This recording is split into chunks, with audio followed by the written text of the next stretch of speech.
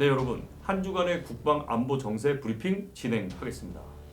북한이 완전히 미쳤죠. 한미 연합 훈련이 종료되자마자 8발의 미사일을 쐈는데요. 이 탄도탄 한 발에 적게는 수십억에서 수백억까지 하는 건데요. 이거를 8발이나 쐈다는 겁니다. 얘네들 돈이 없을 텐데 이 돈을 어디서 났는지 궁금하고, 코로나 사태로 지금 일상의 발사체, 베르사체인지 발사체인지 이런 표현을 안 쓰고 명확하게 탄도미사일이라고, 탄도탄이라고 쓰는 것은 매우 고무적이라고 할 수 있겠습니다. 한미 연합훈련, 한미 항모훈련이 끝나자마자 이렇게 발사를 한 것은요, 얘네들이 심각하게 위협을 느끼고 있다는 뜻이에요. 항공모함이 오는 것을 북한은 경기를 일으키면서 싫어합니다. 당연히 그렇겠죠.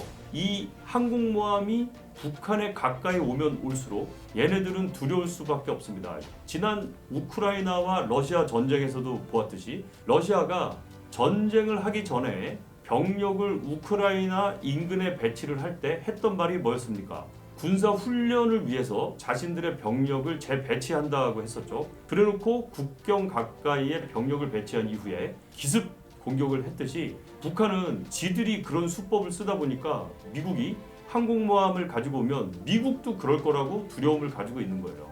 원래 지가 캥기는 놈이 그런 말 많이 하는 그런 방식인 거죠. 북한의 이번 미사일 발사는요, 대륙간 탄도 미사일을 포함해서 총 11발을 쏜 것인데요. 이것이 주는 군사적인 의미를 제가 분석을 한다면, 일단 ICBM 능력이 있음을 대내외적으로 과시를 했고, 기타 단거리 탄도미사일들을 섞어서 쏘는 것은요, 우리의 미사일 방어 체계를 교란시키기 위해서 하는 일종의 대비 전략이라고 저는 생각을 합니다. 즉, 고각으로 쏠 수도 있으며 저각으로 쏘게 함으로써 다양한 발사 자세를 가지면서 아군의 미사일 방어망을 교란시키는 것이 목적이 아닌가 하는 생각이 듭니다.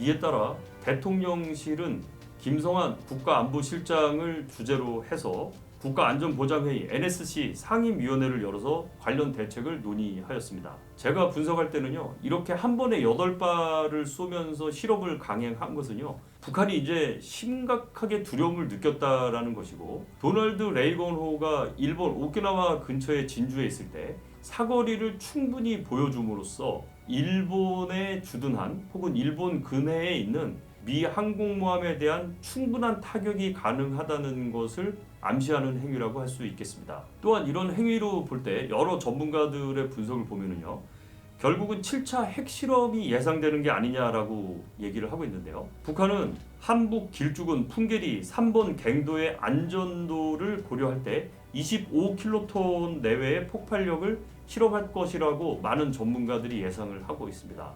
고통으로부터 자유롭게 해야 합니다. 다음은 미국 소식입니다. 미국은 우크라이나 사태와 관련해서 추가로 또 7억 불을 지원을 했습니다. M142 고속 기동 포병 로켓 시스템, 여러분들 잘 아시는 하이마스죠. 이 하이마스 4대를 포함해서 여러 가지 지금 지원을 해주고 있는데요. 사실 저는 저 하이마스를 우크라이나 포병이 과연 운용을 할 수 있을 것인가에 대해서 약간 궁금점을 가지고 있습니다. 제가 우월감을 느낀다기보다는 저는 미사일 부대 지휘관을 했었기 때문에 미사일 한 발을 쏘기 위해서 우리 운용자들을 평상시에 교육 훈련시키고 지휘 감독을 하면서 긴급 상황에서 초동 조치를 할 수 있게끔 하기 위해서 얼마나 많은 교육과 시간, 그리고 반복 숙달을 해야 되는지를 잘 알고 있는데, 우크라이나 군이 하이마스를 운용을 한다는 것은 과거 단순한 포병이 포를 쏘는 것과는 다른 차원이기 때문에 조금 걱정이 됩니다만은, 여러 관련 자료들을 수집해 보니 우크라이나 군의 장비 습득 능력과 시간이 상당히 우수하다고 합니다. 아마도 자기 나라를 지키겠다는 의지가 바로 그런 동기부여를 만들어내는 게 아닌가 싶습니다. 미국은 하이마스 외에도 대포병 레이더 시스템 5대, 방공 감시 레이더 2대, 제블린 1000발, 대전차 무기 6000발, 155mm 곡사 폭탄 15,000발, MI7 헬기 4대, 전술 차량 등을 지원하고 있습니다. 아니 미국이 지원 안 한다고 하더니 벌써 전쟁이 100일이 넘으니까 어마어마한 무기와 장비와 그리고 기술을 지원하고 있죠. 그리고 여러분들 무엇보다도 미국의 군사 감시 정찰 자산들이 24시간 채공을 하면서 러시아의 항적들을 감시해주고 있는데 여러분 이게 엄청난 겁니다. 조기 경보를 해준다는 것은요, 군인들이 대비를 하는 입장에서는 그 피로도를 현저히 줄여줄 수 있기 때문에 매우 큰 의미가 있다고 하겠습니다. 미국 유럽 해군이 주관하는 발트해 해군 훈련도 현재 진행 중에 있습니다. 발트해 해군 훈련은요, 총 16개국이 군함 45척, 항공기 75대, 병력 7,000명 이상이 동원이 되어서 하는 훈련이고요. 이번에는 나토 가입이 예상이 되는 스웨덴과 핀란드가 참가했다는 것이 매우 눈여겨볼 만한 내용입니다. 또한 미 해군은 제3함대 주관으로 환태평양 훈련, 림팩, 우리 군이 지금 마라도함을 보냈죠. 6월 29일부터 8월 4일까지 26개국에서 군함 38척, 잠수함 4척, 항공기 170척, 병력 2만 5천여 명이 참가해서 훈련을 진행할 예정입니다. 한국 해군은 1990년 참석 이래로 가장 많은 전력을 파견할 예정입니다. 마라도함과 세종대왕함, 문무대왕함 등이 이미 출정하였습니다. 특히 미국은 북한을 압박하기 위해서 북한의 핵실험에 대비해서 엄청나게 많은 감시 정찰 자산과 함께 폭격기를 한반도와 한반도 인근에 배치를 하고 있죠. 미 본토의 B-1B 폭격기 세네대를 괌에 있는 앤더슨 공군기지에 이미 배치를 완료하였고요. 스텔스기를 일본에 배치를 완료한 상태입니다.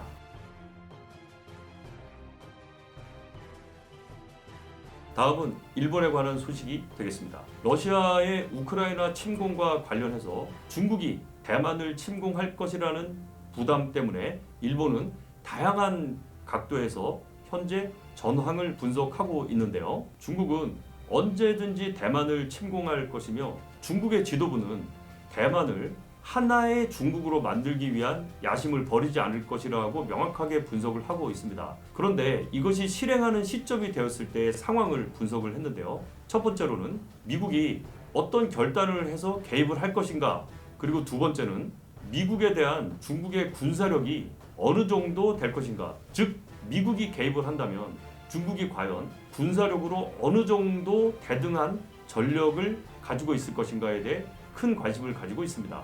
세 번째로는요, 중국의 지도부가 중국의 내정에 간섭을 하게 될 미국의 힘이 어느 정도인지를 가지고 판단을 하게 될 것입니다. 일단 일본은 대만이 만일에 중공으로부터 침공을 당한다면 이는 대한민국과 함께 자국 일본의 안보에도 심각한 영향을 끼친다는 것을 잘 알고 있기 때문에 늘상 긴장을 늦추지 않으면서 예의주시하고 있는 상황입니다. 다음은 중국에 관한 소식입니다. 오랜 동안 아프리카에 공을 들여온 중국은 이제 아프리카에 제2의 군사기지를 건설할 조짐을 보이고 있습니다. 중국은 아프리카에 군사기지를 건설하는 것에 대해서는 부정을 하고 있지만 미국이 판단할 때 2016년, 2017년 이후에 지속적으로 아프리카에 대한 투자를 해왔던 중국이 이제는 제2의 군사기지를 건설할 것이라고 예측을 하고 있습니다. 이에 대해서 중국은 강한 부정을 하고 있으나 미국의 인도 태평양 전략에 맞서서 태평양 섬들과의 안보, 경제 협력을 획기적으로 확대하는 다자 협정을 도출하려던 중국의 시도가 있었기 때문에 언제든지 중국은 제2의 군사기지를 아프리카 대륙에 만들려고 할 것입니다. 특이사항으로는 중국의 세 번째 항공모함 진수식이 연기가 되었습니다. 원인을 알 수 없는 이유로 연기가 되었으나 아무래도 너무 급박하게 스케줄을 잡았던 만큼 내실을 기하기 위해 진수식을 연기한 것으로 판단됩니다. 하지만 중국의 드론 항공모함은 지속적으로 개발이 되는 것으로 판단됩니다. 다음은 러시아와 유럽 소식인데요. 러시아는 돈바스 지역에 대한 영향력을 확대하고 있죠. 우크라이나는 현재 국토의 20%, 5분의 1 정도를 상실한 상태에서 서방국의 지원을 받아서 러시아에 대한 항전을 계속적으로 하고 있습니다. 러시아의 작전의 주안점은 바로 돈바스 영내에 있는 우크라이나의 세력을 경멸함으로써 러시아의 점령지 주둔을 확고하게 하는 것이 되겠습니다. 또한 그동안 재개되지 않았던 우크라이나 후방 지역에 대해서 전략 미사일로 타격을 이어가면서 우크라이나의 후방 지원을 차단하는 군사 전략을 감행하고 있습니다. 그러면서 분쟁 지역에 있는 우크라이나 주민들을 러시아로 이송하고 있으며 민사작전을 통해서 민심을 얻으려고 하고 있습니다. 점령 지역에서 민사작전과 지뢰 제거 작전 등을 실시하면서 주민들에게 필요한 식료품과 의약품들을 제공하면서 민심을 얻기 위해 노력하고 있습니다. 네, 북한의 탄도미사일 발사 동시에 8발을 쏜 것은 정말로 심각한 상황으로 보이고요.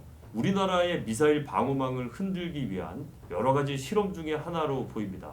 여하튼 그냥 둬서는 안 될 상황입니다. 이상으로 한 주간의 안보 정세 브리핑을 마무리하겠습니다. 제복이 존중받는 사회를 위해서 노력하는 유튜버 멋진 창창이었습니다. 감사합니다.